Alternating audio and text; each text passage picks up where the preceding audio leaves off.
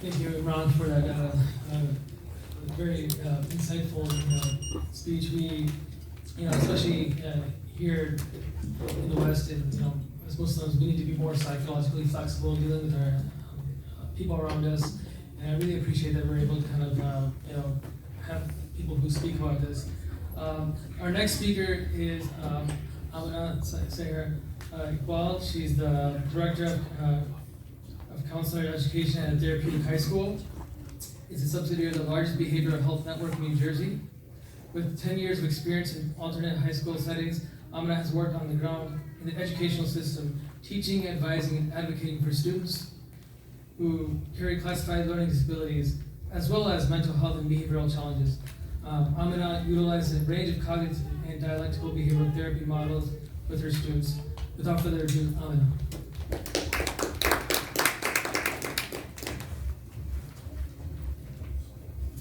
Assalamu alaikum wa rahmatullahi wa barakatuh.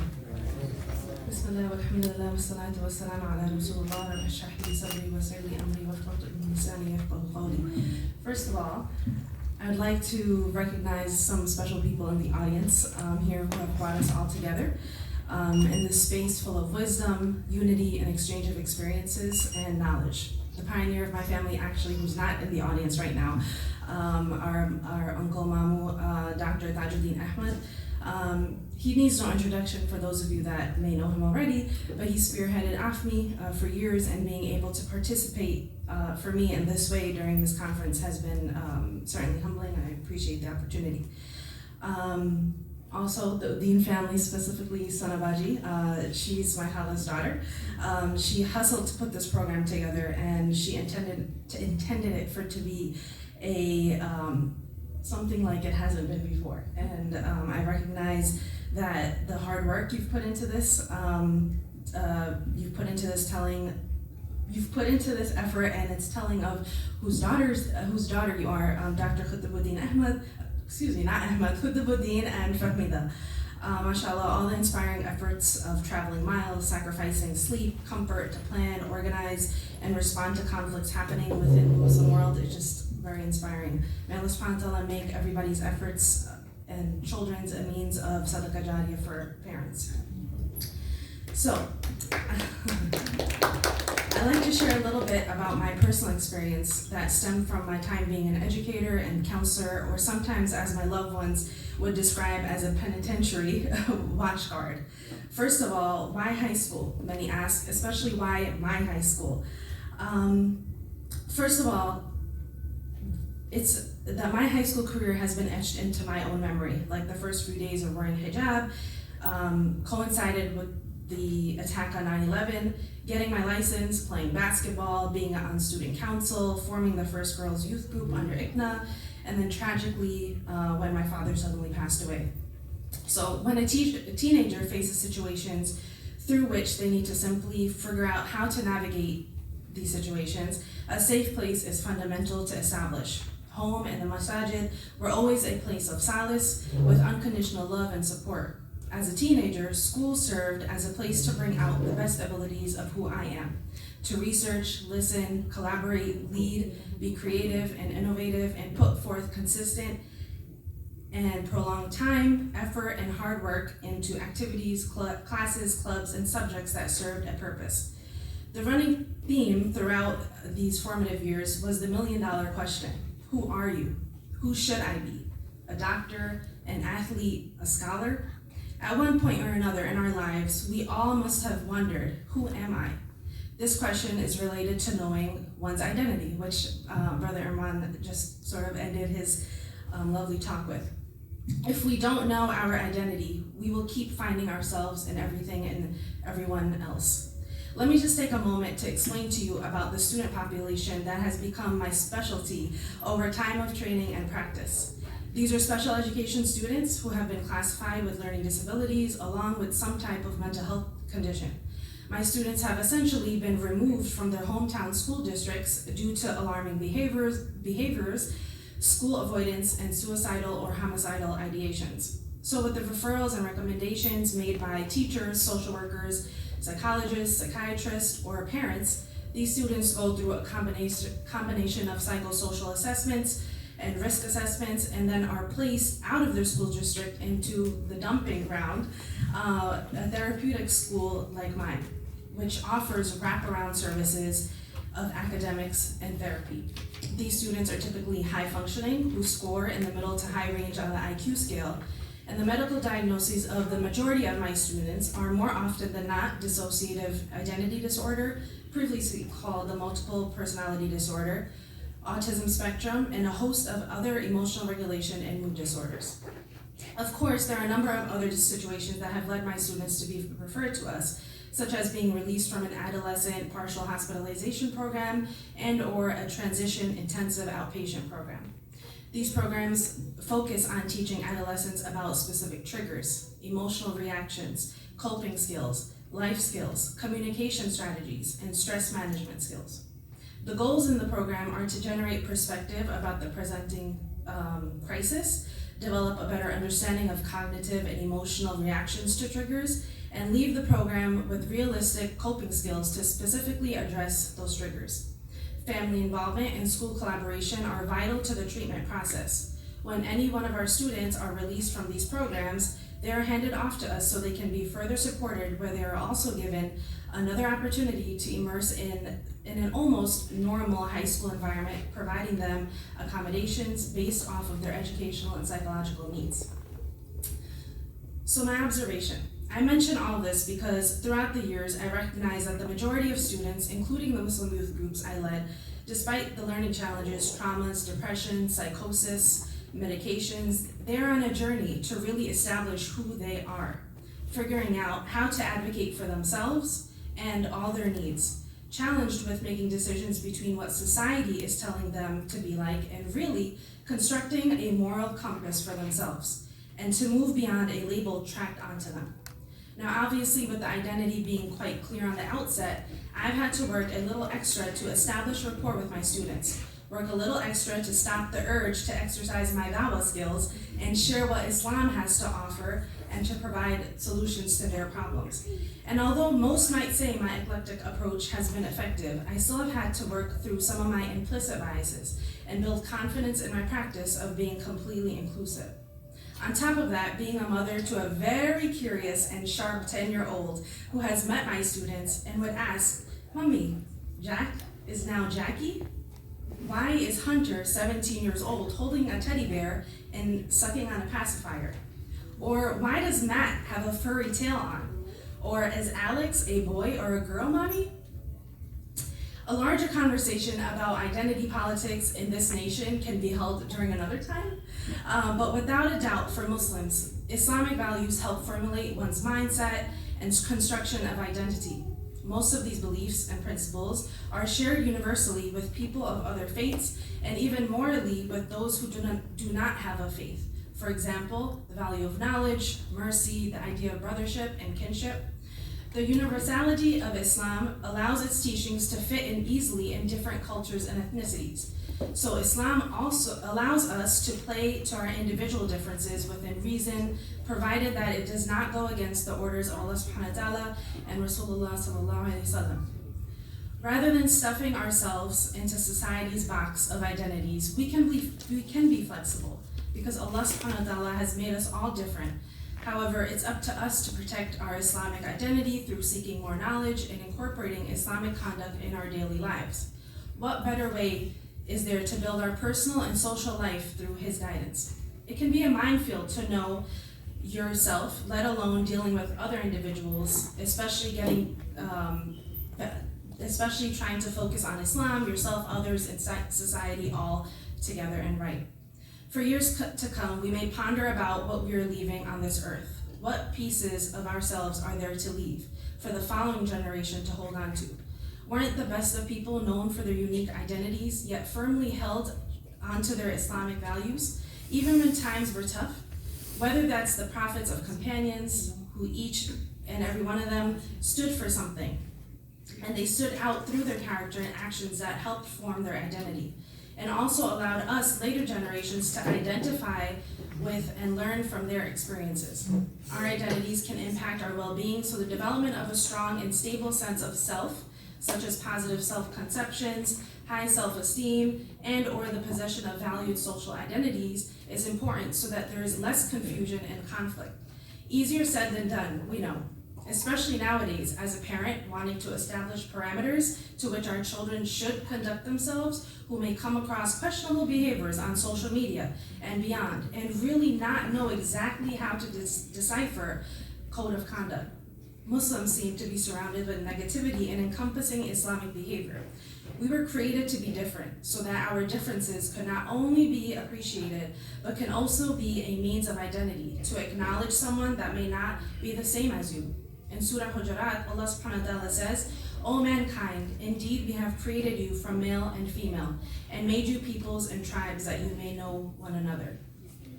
So as our lovely sister Maheen spoke about Islamophobia, phobia in itself as a definition is an anxiety, a disorder defined by a persistent and excessive fear of an object or situation. Phobias typically result in a rapid onset of fear and are usually present for more than 6 months.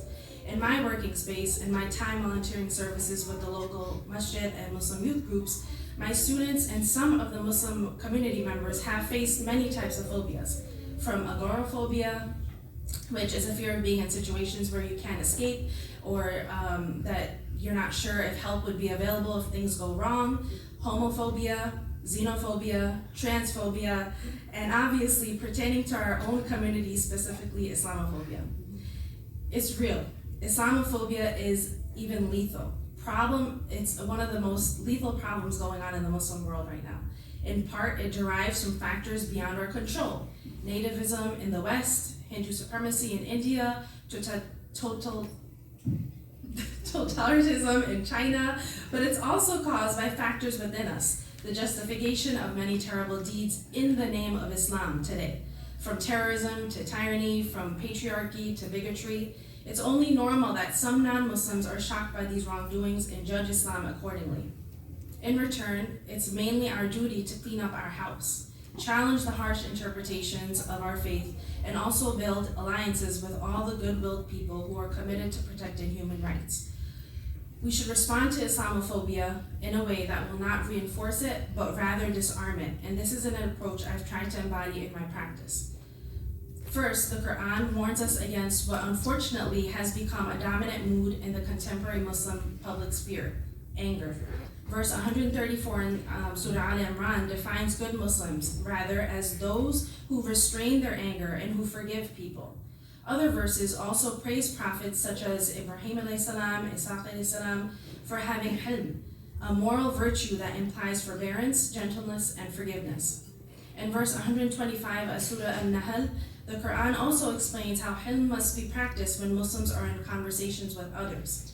Call to the way of your Lord with wisdom and good teaching. Argue with them in the most courteous way.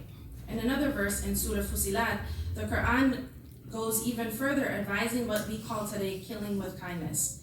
Good and evil cannot be equal. Repel evil with what is best and better, and your enemy will become as close as an intimate friend.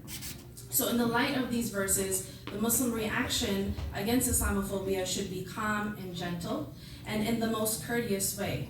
Muslims should even go out of their way to win the hearts and minds of those who seem hostile. This all seems rosy and like a garden full of flowers in an ideal world.